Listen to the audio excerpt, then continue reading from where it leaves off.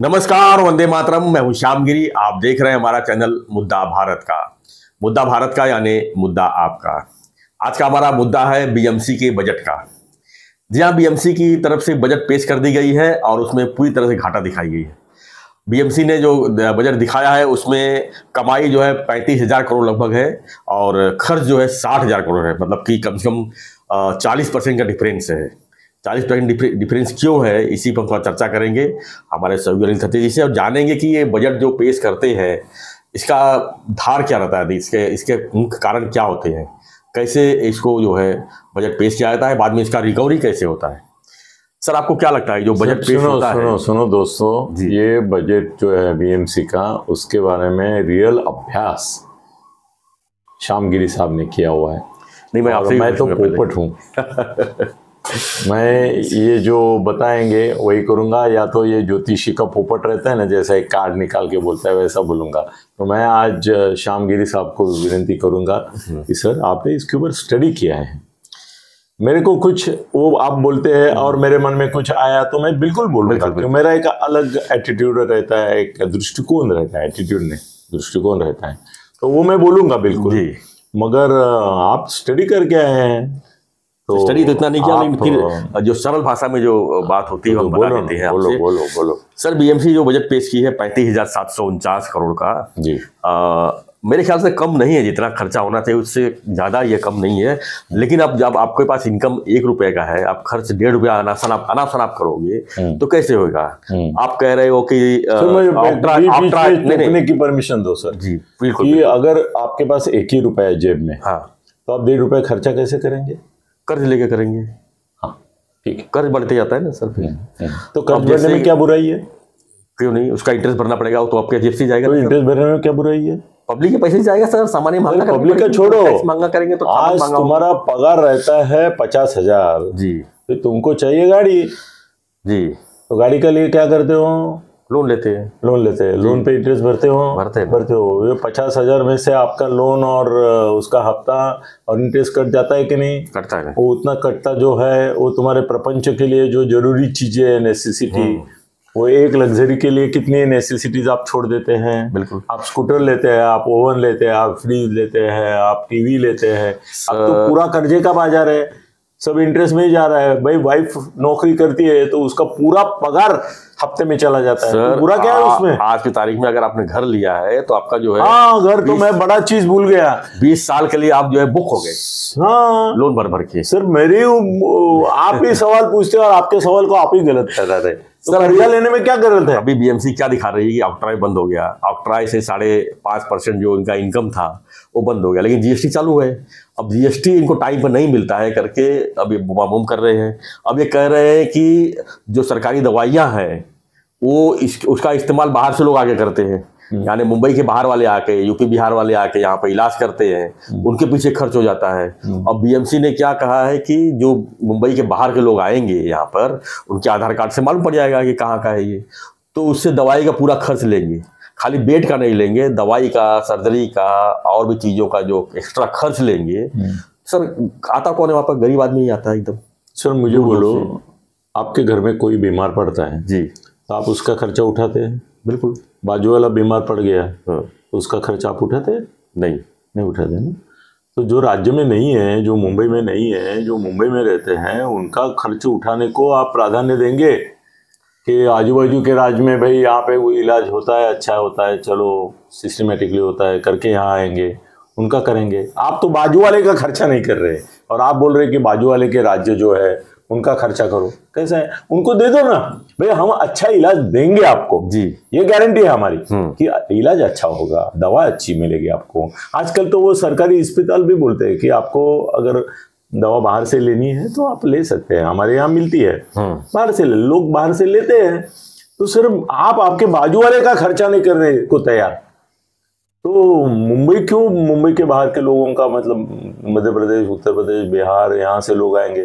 Sir ये तो अन्न छत्र हो गया, औषध छत्र हो गया। सर ये मैं बताइए, मुंबई में क्या खाली मुंबई कर ही रहते हैं? मुंबई के बाहर वाले भी आके तो बसते अरे हैं ना वो वापस। मुंबई में जो बिहारी रहता है उसका बिहार का कार्ड नहीं रहता है, उसका उसका मुंबई का ही रहता है, उत्तर भारतीय रहता है उसका। आपका ये किधर का है? मेरी बात, आधार कार्ड किधर का है? मेरे यहाँ का है। यहाँ का है ना, क्योंकि मैं आप है महाराष्ट्रियन नहीं, आप है मराठी, फिर भी आपका कार्ड यहाँ का है, आधार कार्ड। मेरी बात, तो आपको मिलता है कि नहीं? अब मेरा बात सुनिए। हाँ हाँ सुनाइए। अब तो बीएमसी की तरफ से, आपके बीएमसी के एजेंट लग रहे हैं आज। नहीं, मैं एजेंट नहीं हूँ, मैं सत्य का एजेंट हूँ। तो मैं सच्चाई का एजेंट हूँ। बाहर से बहुत सारे लेबर आते हैं, बहुत से सारे लोग आते हैं, उनका घर यहाँ का नहीं रहता है। हाँ ठीक है ना, उनका घर यहाँ नहीं रहता, रेंट पे रहते हैं यहाँ पर। कम से कम 4-4 5-5 लोग मिल के जो है ये घर लेते हैं और वहाँ पर एक साथ मतलब ज्वाइंट रेंट दे के किसी तरह वो अपना काम धाम करते हैं। उनका 10 से 12 हज़ार 15 हज़ार पगार रहता है। उसमें क्या करते हैं, 5-6 हज़ार खर्चा करते हैं, बाकी वो अपना घर बेचते हैं उनका मतलब परिवार देखने के लिए। अब सवाल ये उठता है सर, अगर वो लोग यहाँ पर आते हैं तो उनका आधार कार्ड यहाँ नहीं बनेगा, क्योंकि उनका यहाँ पर रेसिडेंस पक्का नहीं है। वो कहाँ से बना के लाएंगे आधार कार्ड?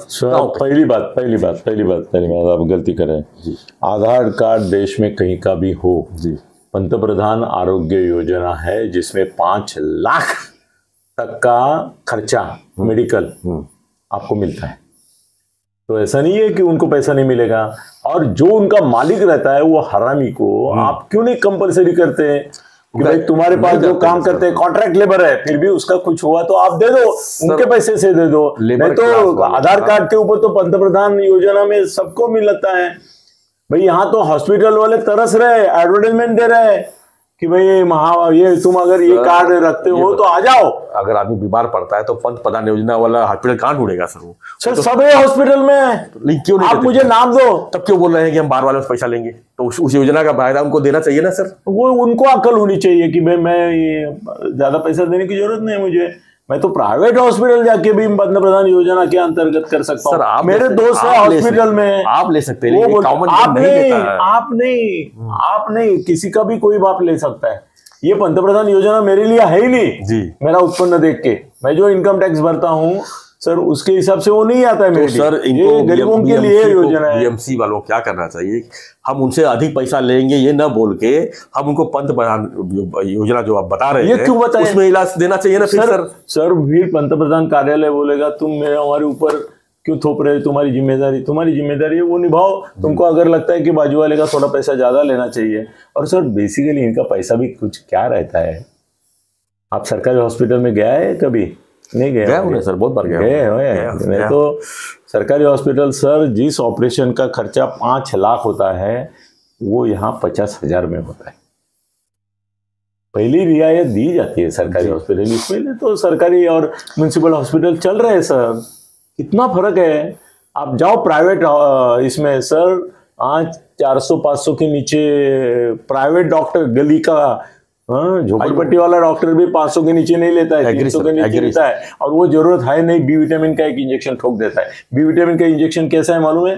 90% डॉक्टर है ना गांव ये ऐसे गड़ी कुछ में, वो बी विटामिन का है ना उसके द्वारा थोड़ा सा फ्रेशनेस आता है, बस वो उसको लगता है मैं ठीक हो गए। ये चल रहा है। 2 दिन बाद वापस बुलाएगा, ठीक नहीं हुआ तो वापस आना, वो आ जाता है। नहीं, बी विटामिन से थोड़ा रिलीफ मिलता है उसको, तो उसको लगता है डॉक्टर ने सुई दे दी। सर उनको इंजेक्शन क्या दिया भी मालूम। तो चलिए सर उसको साइड में कर दीजिए, अब वो छोड़ो, ठीक है। तो बीएमसी का जो बजट सर जो वसूली कम है और खर्च ज्यादा है, इसको क्या लगता है कि ये घाटा दिखा के मतलब केंद्र सरकार से राज्य सरकार से एक्स्ट्रा फंड लेने का ये कहीं फार्मूला तो नहीं? केंद्र सरकार का बजट निर्मला सीतारामन ने कल पेश किया जी, उसमें घाटा है या नहीं है ना? अभी केंद्र सरकार ही फाइनल है, तो कहाँ से वो घाटे का बंदोबस्त करेंगे? आगे करेंगे, कर्ज लेंगे कि नहीं? बिल्कुल। तो बीएमसी को घाटा है तो बीएमसी क्या करेगी? कर्ज लेगी। और ये हरामी ऐसे हैं सर, इनके बीएमसी के कम से कम 10-15 हजार तो डिपॉजिट के तौर पर बैंक में पड़े हैं। 10 से 15 हजार करोड़। हाँ बिल्कुल, निकालो ना, वो निकालो। सर क्या इतने करप्शन है कि निकाल खा जाएंगे सर। ऐसा काम कम होगा। नहीं नहीं, ऐसा करप्शन के मामले में मत बोलो, पर इनके पास भी 10-15 हजार 20,000 कभी कभी ज्यादा भी। बीएमसी में करप्शन नहीं हो रहा है? नहीं हो रहा है, देखिए हो रहा है ना। तो कहाँ पे नहीं हो रहा है? केडीएमसी में नहीं हो रहा है, थाना म्यूनिसिपलिटी में नहीं हो रहा है। हम पूरी बात कर रहे हैं नहीं, महाराष्ट्र में ऐसा कौन सा कॉर्पोरेशन, देश का नाम ले लो, देश का कोई बोल बताओ, केंद्र सरकार बोलो, राज्य सरकार बोलो, सर ये जा रहे हैं ना तुम्हारे मुख्यमंत्री एक एक। हाँ, तो बिना करप्शन क्या चल रहा है? करप्शन बंद कर दो, घाटा सब पूरा हो जाएगा। सर करप्शन बंद कौन करेगा? और उसमें जो सर सबसे ज्यादा तो पकड़े जाते हैं वो एंटी करप्शन ब्यूरो के लोग पकड़े जाते हैं, जिनका काम ही करप्शन को रोकना है। वो सबसे ज्यादा पैसे खाते हैं। इनकम टैक्स वाले वो सबसे ज्यादा पैसा खाते हैं, सेल्स टैक्स वाले, जीएसटी वाले। सर जिनको ये काम दिया गया है कि ये रोको और सरकार को सरकार का पैसा मिलने दो, वही अगर सबसे ज्यादा पैसा खाते हैं। सब भ्रष्टाचार जो है ना, उसका भी एक मिशन और कमीशन का रिकॉर्ड है, सिस्टम बन गया है, सिस्टम बन गया है। तो भ्रष्टाचार रुकेगा नहीं। जिस दिन भ्रष्टाचार रुकेगा ना, तो उस दिन सर देश चलेगा नहीं। किसको इंटरेस्ट नहीं होगा, बोले क्या ब्रिज बांधने का है, मरने सामने का क्या मिलने वाला है। मेरे को एक बार अंतुले साहब ने बोला था कि जो क्लीन होता है वो काम नहीं करता है, और जो भ्रष्ट होता है वो काम करता है। तो भ्रष्ट थे वो काम करते थे, पैसा निकालने के लिए काम निकालते। अच्छा, बिना काम निकाले पैसा ये किए पैसा मिलेगा कैसा सर? अभी आमदार निधि, खासदार निधि से जब बांटते दलाल को, अपने कॉन्ट्रैक्टर को, तो 15, 20, 25, 40% देता है करके ये आमदार निधि। सर रोते क्यों है ये कि आमदार निधि ने हमको मिला नहीं? रोए के निकल कि मुंबई के आमदारों को नहीं मिला, विरोधी पार्टी के, क्योंकि उनको जो कमीशन मिलता है वो नहीं ना मिल रहा है। उनको ये नहीं है पड़ी कि यहाँ गटर होता है कि नहीं, या ये होता है कि नहीं। उनको इसकी पड़ी है कि भाई मेरा कमीशन जा रहा है ना, उसके लिए रो रहे हैं। आमदार निधि का उनको परवाह नहीं है। तो बोलो, तो कुल मिला के हम क्या कह सकते हैं सर इसके? कुल मिला के कुछ नहीं, जो है वो सही है, यही चलता रहेगा जिंदगी भर। अपने भी और बीएमसी की, टीएमसी की, केडीएमसी की। सर ये तुम्हारा ग्राम पंचायत होता है ना, उसका भी कॉन्ट्रैक्ट रास्ते का निकालते तो बिना पैसे खाए और बिना सबके सहमति लिए नहीं देते। विरोधी पार्टी के नेता को भी पैसा मिलता है। सर विडंबना ही है कि इतने बड़ी बजट के होने के बाद भी बजट जो है घाटे में रहता है। तो घाटे में ही रहेगा, और घाटे में ही रहना चाहिए। कभी तो लोग कभी सर, तो दिखाते हैं फायदा होने वाला है। अरे एक बार आप फायदा करके दिखाओ, मेरा चैलेंज आपको। एक बहल है ना, वो फायदे का बजट दिखा दे। सब दुनिया ना विरोधी पक्ष लेके ऐसे बदमाशी जैसे ये करेंगे कि साला दुनिया मर रही है, इधर हमारे काम नहीं हो रहे, ये फायदा क्या है? ये म्यूनिसिपैलिटी का मुनाफा कमाने की मशीन है, ये क्या धंधा कर रहे हैं क्या आप धर्म कर रहे हैं? फायदे का बजट बनाते ही कैसे हैं? फायदे का बजट बनाएंगे ना सर, इनको गालियां देंगे लोग, बोलेंगे यहाँ हम मर रहे हैं और आप फायदा निकाल रहे हैं, आप क्या धंधा कर रहे हैं? तो बजट घाटे का ही होना चाहिए। तो आप मेरे से नहीं बहस कर सकते।